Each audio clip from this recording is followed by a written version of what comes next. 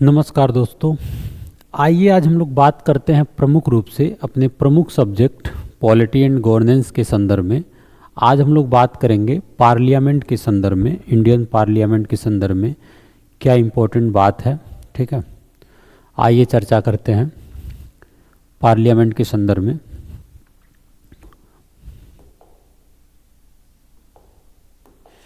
देखिए, पार्लियामेंट यानी कि संसद। संसद के संदर्भ में जो इम्पोर्टेंट बात हो सकता है वो क्या है। ठीक है, संसद के संदर्भ में जो इम्पोर्टेंट बात हो सकता है वो क्या है, उस पे हम लोग चर्चा करते हैं।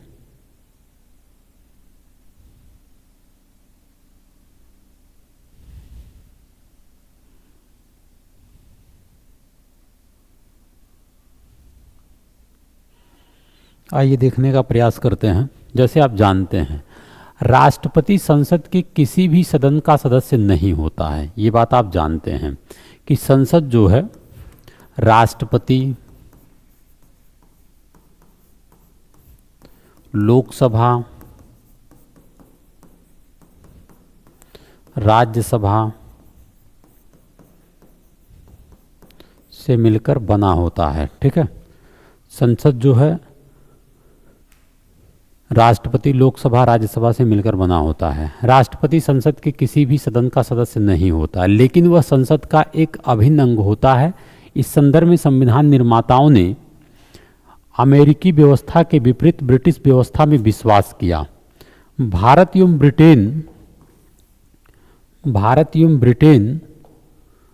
ब्रिटेन के विपरीत अमेरिका में राष्ट्रपति विधानमंडल का अभिन्न अंग नहीं होता है। यानी कि भारत एवं ब्रिटेन के विपरीत अमेरिका में राष्ट्रपति विधानमंडल का अभिन्न अंग नहीं होता है, लेकिन भारत में है।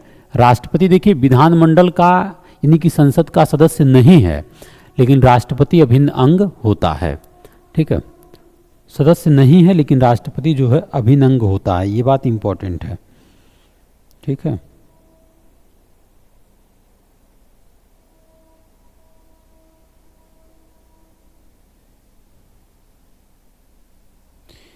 ये बात जो है बेहद इम्पोर्टेंट है।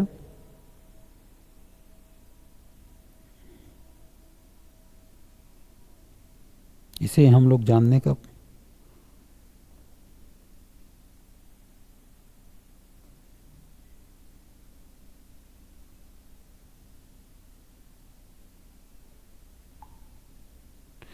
बेहद इम्पोर्टेंट है। ठीक है, देखिए, राष्ट्रपति दोनों सदनों का सत्र जो पावर है संसद के संदर्भ में राष्ट्रपति के पास, राष्ट्रपति दोनों सदनों का सत्र आहूत कर सकता है, लोकसभा का विघटन कर सकता है, दोनों सदनों में अभिभाषण कर सकता है, और संसद के सत्र में ना होने की स्थिति में अध्यादेश जारी कर सकता है।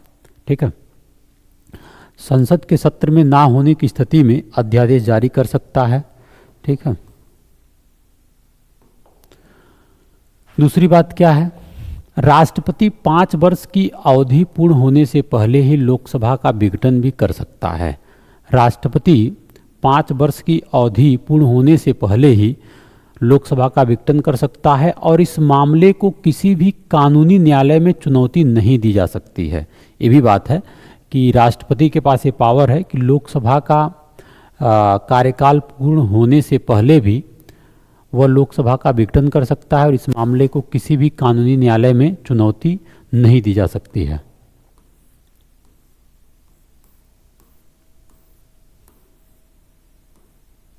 ये हो गया। थोड़ा सा हम लोग सदस्यों की बात करते हैं कि संसद में जो लोकसभा और राज्यसभा के संदर्भ में है। देखिए,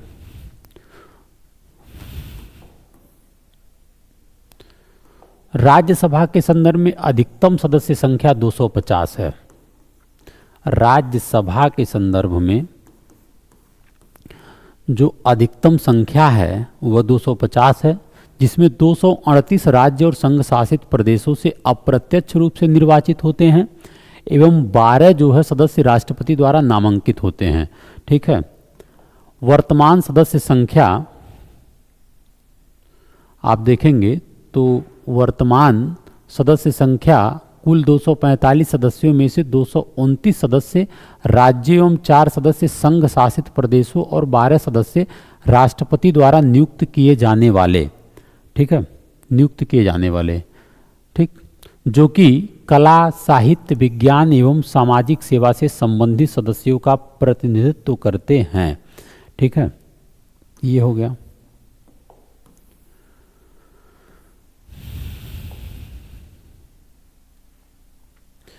एक विशेषता और है कि संविधान की चौथी अनुसूची राज्यों एवं संघ शासित प्रदेशों के लिए राज्यसभा में सीटों के आवंटन से संबंधित है, ठीक है।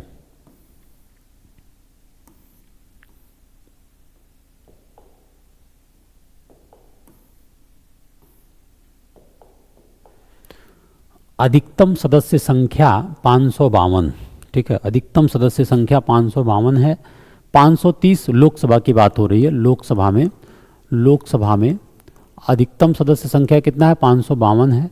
530 सदस्य राज्यों से और 20 सदस्य संघ शासित प्रदेशों से चुने जाते हैं और 2 सदस्य राष्ट्रपति द्वारा आंग्ल भारतीय समुदाय से नियुक्त किए जाते हैं, ठीक है।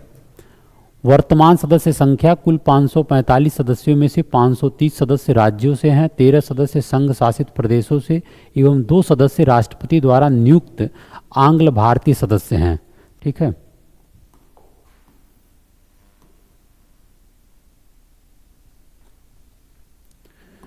ये है।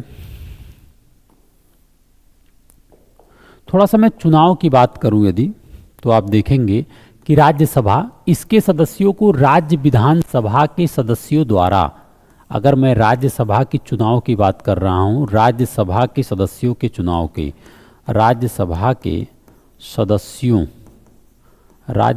सदस्यों के चुनाव के बारे में बात करूं, ठीक है, तो इसके सदस्यों को राज्य विधानसभा के सदस्यों द्वारा एकल हस्तांतरणीय मताधिकार की आनुपातिक प्रतिनिधित्व प्रणाली के माध्यम से चुना जाता है, ठीक है, माध्यम से चुना जाता है, ठीक है।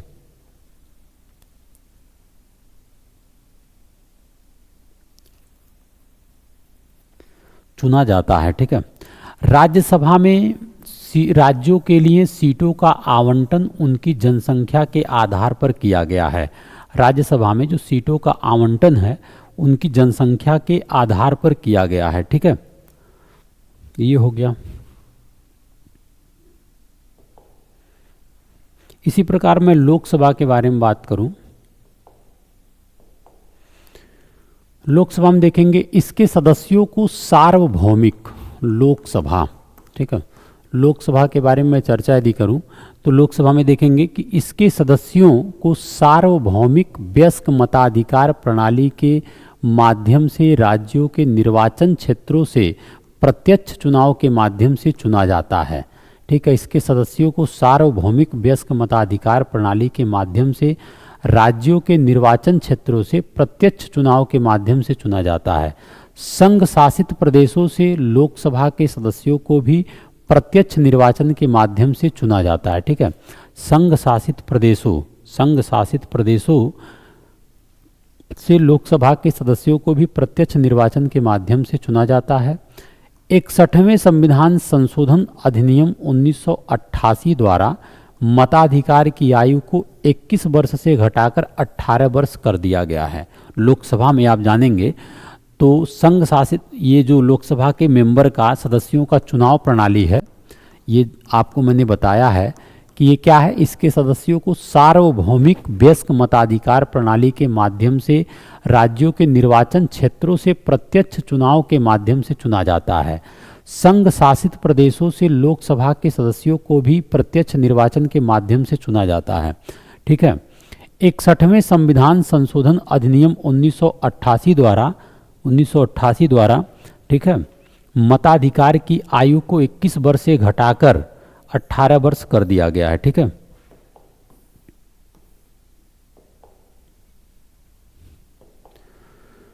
ये राज्यसभा जो है, राज्यसभा के बारे में क्या है, यह एक अस्थाई सदन होता है, अर्थात इसका विघटन नहीं किया जाता है, ठीक है। राज्यसभा जो है यह एक क्या है, अस्थाई सदन होता है, अर्थात इसका विघटन नहीं किया जाता है। हालांकि प्रत्येक 2 वर्षों में इसके 1/3 सदस्य अपने पद से मुक्त होते हैं। हालांकि प्रत्येक वर्ष जो है इसके 1/3 सदस्य जो है अपने पद से मुक्त होते हैं। पद मुक्त होने वाले सदस्य फिर से निर्वाचन एवं इसके सदस्य बनने के योग्य होते हैं। ठीक है। दूसरा, लोकसभा यह अस्थाई सदन नहीं होता है। सामान्य रूप से इसका कार्यकाल आम चुनाव के बाद प्रथम अधिवेशन से 5 वर्ष तक का होता है। इसके बाद यह स्वतः ही विघटित हो जाता है। लोकसभा के बारे में क्या है, लोकसभा के बारे में यह है कि यह अस्थाई सदन नहीं होता है। ठीक है, यह अस्थाई सदन नहीं होता है। सामान्य रूप से इसका कार्यकाल आम चुनाव के बाद प्रथम अधिवेशन से 5 वर्ष तक का होता है। इसके बाद यह स्वतः ही विघटित हो जाता है। ठीक है। अनुच्छेद 352 के अंतर्गत राष्ट्रीय आपातकाल के समय इसके कार्यकाल को एक बार में 1 वर्ष के लिए बढ़ाया जा सकता है। ठीक है, ये लोकसभा का कार्यकाल के बारे में बात कर रहे हैं कि लोकसभा के संदर्भ में क्या है कि राष्ट्रीय आपातकाल के समय इसके कार्यकाल को एक बार में 1 वर्ष के लिए बढ़ाया जा सकता है। ठीक है। इसमें नोट करने वाली एक बात है जो बेहद इंपॉर्टेंट है, वो क्या है, 104वां संविधान संशोधन अधिनियम, 104वां संविधान संशोधन अधिनियम 2019, इसके माध्यम से अनुसूचित जाति एवं अनुसूचित जनजातियों, ठीक है, अनुच्छेद 330 और 332 के लिए लोकसभा एवं राज्य विधानसभाओं में आरक्षण के प्रावधान को 25 जनवरी 2030 तक के लिए विस्तारित किया गया है। और लोकसभा में 2 एंग्लो इंडियन जो अनुच्छेद 331 की नियुक्ति एवं विधायी निकायों में एक एंग्लो इंडियन की नियुक्ति के प्रावधान को समाप्त किया गया है। ठीक है, इस अनुच्छेद के माध्यम से, ये भी इंपॉर्टेंट बात है। ठीक है।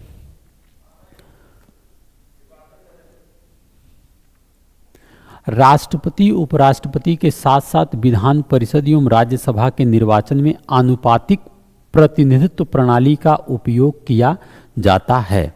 ठीक है।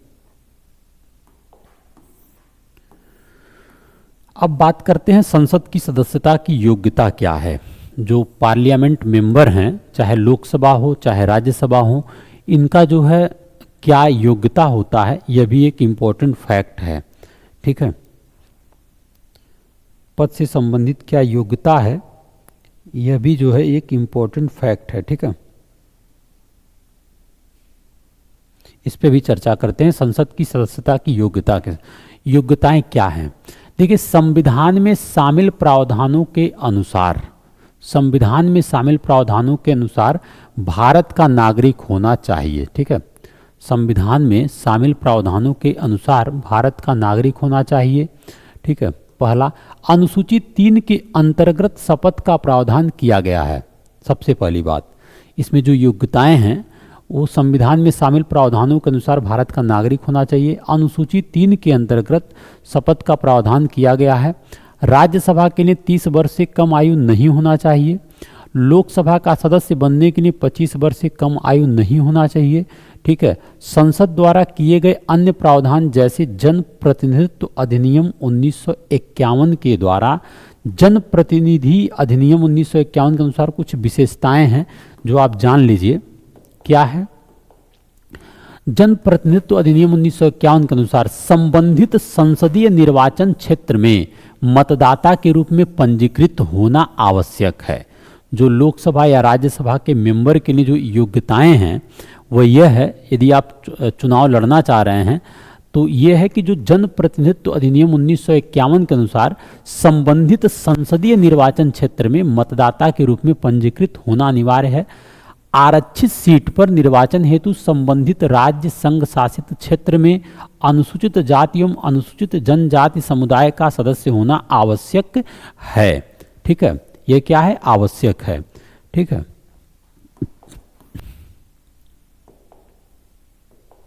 निर्वाचन हेतु न्यूनतम आयु। ठीक है, निर्वाचन हेतु न्यूनतम आयु क्या है? अनुच्छेद 84 के अनुसार पंचायत एवं शहरी स्थानीय निकायों के लिए, ठीक है, 21 वर्ष निर्वाचन हेतु न्यूनतम आयु जो है ये पंचायतों के लिए है, ठीक है। पंचायत एवं शहरी स्थानीय निकायों के लिए 21 वर्ष है। विधानसभा एवं लोकसभा के लिए 25 वर्ष है, ठीक है। विधान परिषद एवं राज्यसभा के लिए कितना है? 30 वर्ष है, ठीक है। ये योग्यता से संबंधित है।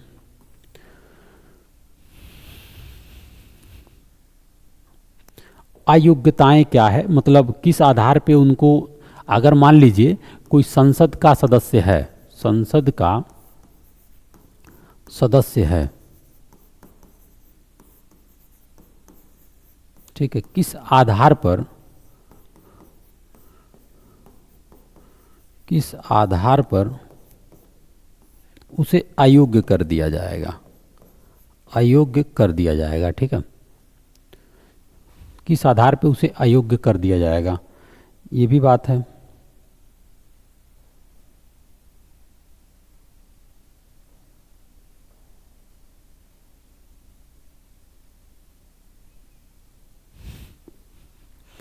जैसे आप देखेंगे कि संविधान के अनुसार यदि सदस्य द्वारा कोई लाभ का पद धारण किया गया हो, संविधान के अनुसार यदि सदस्य द्वारा कोई लाभ का पद धारण किया गया हो, यदि वह विकृत चित्त है, वह न्यायालय ने ऐसी घोषणा की है, यदि वह घोषित दिवालिया हो, यदि वह भारत का नागरिक ना हो, संसद द्वारा बनाई गई किसी अन्य विधि के अनुसार ऐसा कुछ हो, तो यदि उसे अयोग्य ठहराया गया हो, तो फिर जन प्रतिनिधित्व अधिनियम 1951 के अनुसार चुनावी अपराध या चुनाव में भ्रष्ट आचरण के लिए दोषी करार दिया गया हो, यदि किसी अपराध में 2 वर्ष या उससे अधिक की सजा हुई हो, ठीक है, तो ऐसी स्थितियों में भी उसे अयोग्य करार दिया जा सकता है, ठीक है, संविधान के अनुसार। ये जो अयोग्यता का विचारधारा है। उसके साथ साथ दल बदल के आधार पर देखेंगे। दल बदल के आधार पर अगर कोई सदस्य अपनी इच्छा से राजनीतिक दल की सदस्यता को त्याग देता है, राजनीतिक दल द्वारा दिए गए निर्देशों के विरुद्ध मतदान करने पर, निर्दलीय सदस्य द्वारा किसी राजनीतिक दल में शामिल होने पर, नाम निर्देशित सदस्य द्वारा 6 महीने के बाद किसी राजनीतिक दल में शामिल होने पर, ठीक है, ये भी इम्पोर्टेंट है।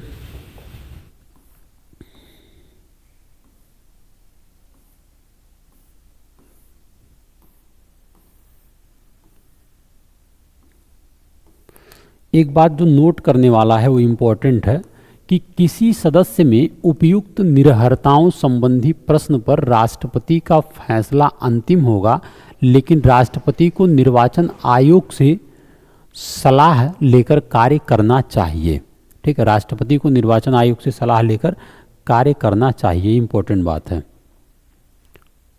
नोट क्या है? 10वीं अनुसूची के तहत निरर्हता के सवालों का निपटारा राज्यसभा में सभापति और लोकसभा में अध्यक्ष करता है, ठीक है, ना कि भारत का राष्ट्रपति, ठीक है।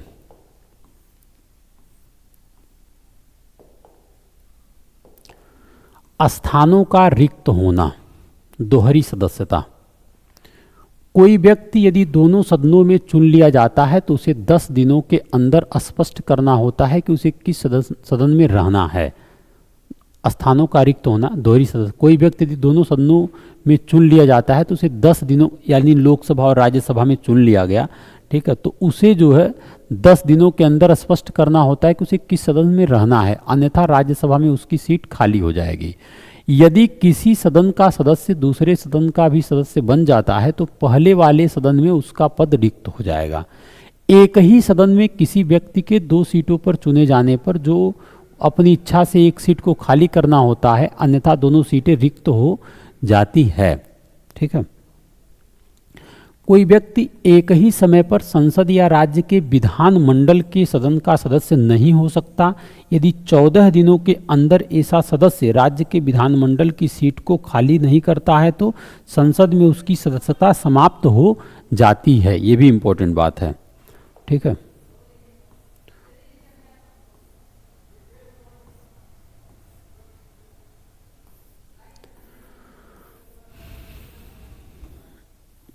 निरर्हता क्या है? निरर्हता में आप देखेंगे कि संविधान के प्रावधानों के अनुसार एवं संविधान की 10वीं अनुसूची में दल बदल के प्रावधानों के अनुसार किसी व्यक्ति को अयोग्य ठहराया जा सकता है, ठीक है।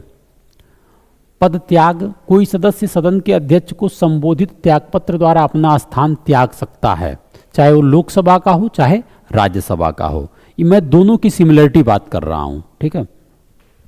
अनुपस्थिति, बिना अनुमति के 60 दिनों से अधिक तक अनुपस्थित रहना, बिना अनुमति के 60 दिनों से अधिक तक अनुपस्थित रहना, यह भी एक तरीके से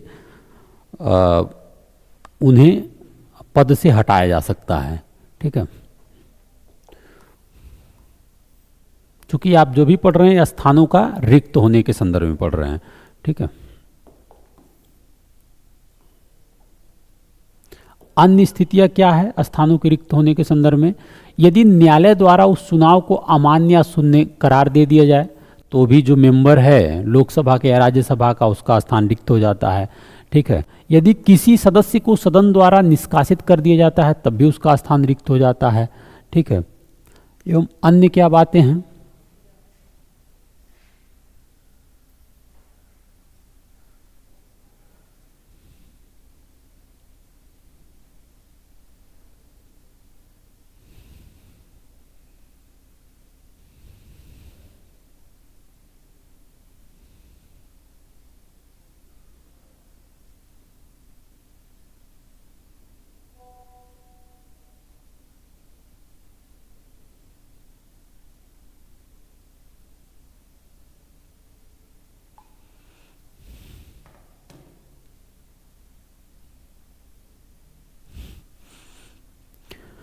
यदि न्यायालय द्वारा उस चुनाव को अमान्य या शून्य करार दे दिया जाए, ठीक है। यदि किसी सदस्य को सदन द्वारा निष्कासित कर दिया जाता है, ठीक है, तभी वह स्थान रिक्त हो जाता है।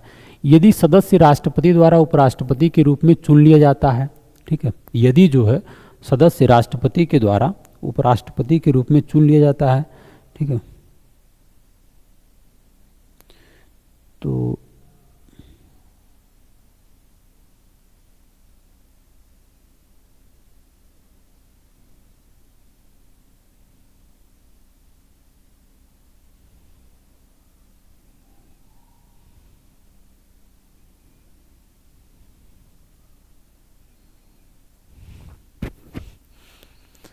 ठीक है। यदि सदस्य राष्ट्रपति उपराष्ट्रपति के रूप में चुन लिया जाता है, यदि सदस्य को किसी राज्य का राज्यपाल बना दिया जाता है, ऐसी स्थिति में भी, ठीक है।